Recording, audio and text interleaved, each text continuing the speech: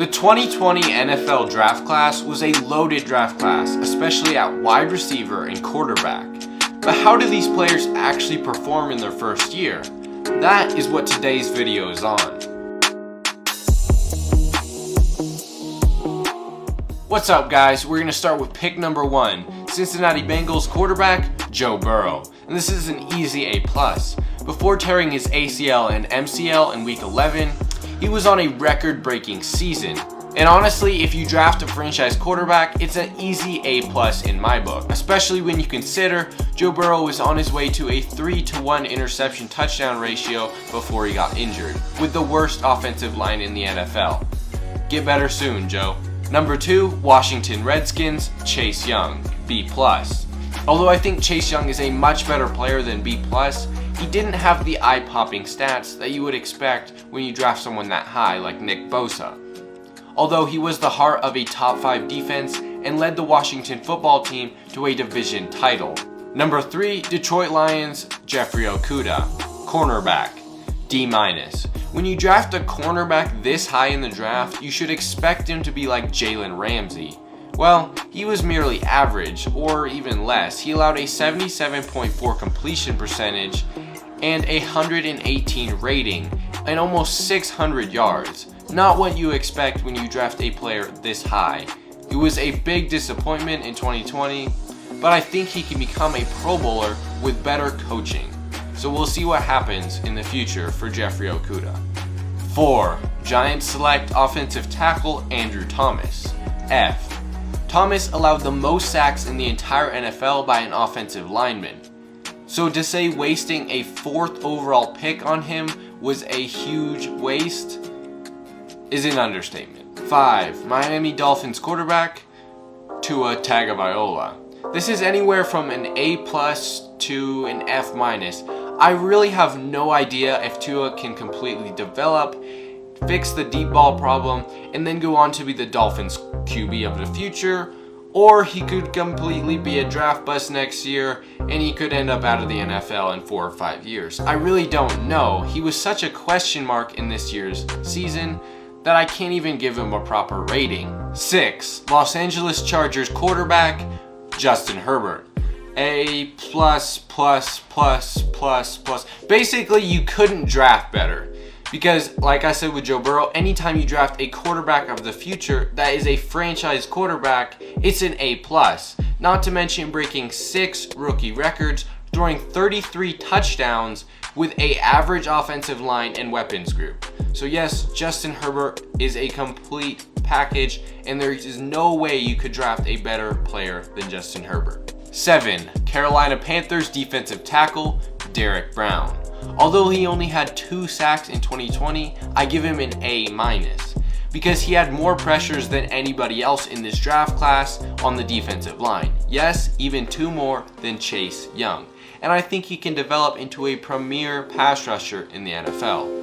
8, Arizona Cardinals Isaiah Simmons. Although he didn't even win the starting job in Arizona, he still had some huge impact plays, including a forced fumble, an interception, and 2 sacks. So I think he could develop into a top linebacker in the NFL. 9, Jacksonville Jaguars CJ Henderson, C+.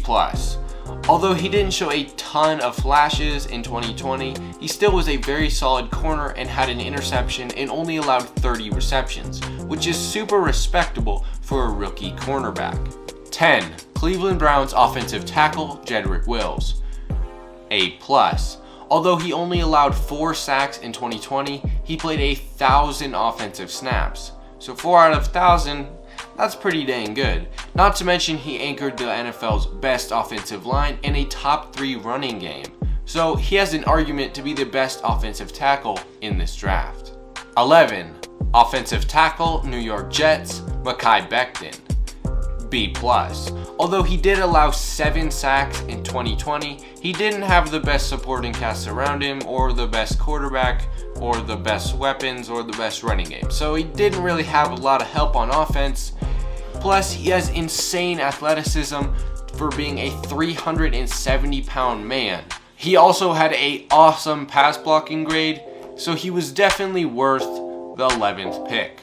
12, Las Vegas Raiders Henry Ruggs, C-. As fast as Henry Ruggs is, he really wasn't that effective other than a few big plays in the passing game.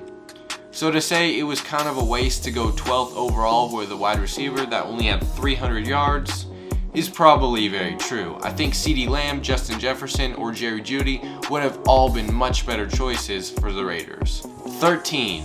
Tampa Bay Buccaneers offensive tackle Tristan Wirfs, A+. 1 sack in all of 2020 in over 1,000 offensive snaps. That's pretty incredible. Not to mention he had a remarkable pass blocking grade, and I'm sure he has plenty left in him to keep the GOAT upright. 14. San Francisco 49ers defensive tackle Javon, D-. It's kind of a disappointment when you draft a defensive tackle this high and he's easily your weakest link in your defensive line, as well as being the weakest link in your entire defense, which otherwise is pretty good. It might have been a mistake to trade Buckner for Kinlaw. 15. Denver Broncos wide receiver Jerry Judy. Although he did almost have 900 yards in 2020, he had more drops than almost every other player in the National Football League, coming in second in drops, having 12, which is an extremely high number and not the greatest way to start out your NFL career. Not to mention, he only caught about 40% of his targets. 16. Atlanta Falcons cornerback AJ Terrell. Allowing the second most receptions in the entire NFL is not a good way to start out your NFL career. I give him a D-. And if he didn't have 3 forced fumbles, then I might be giving him an F on this grade very easily.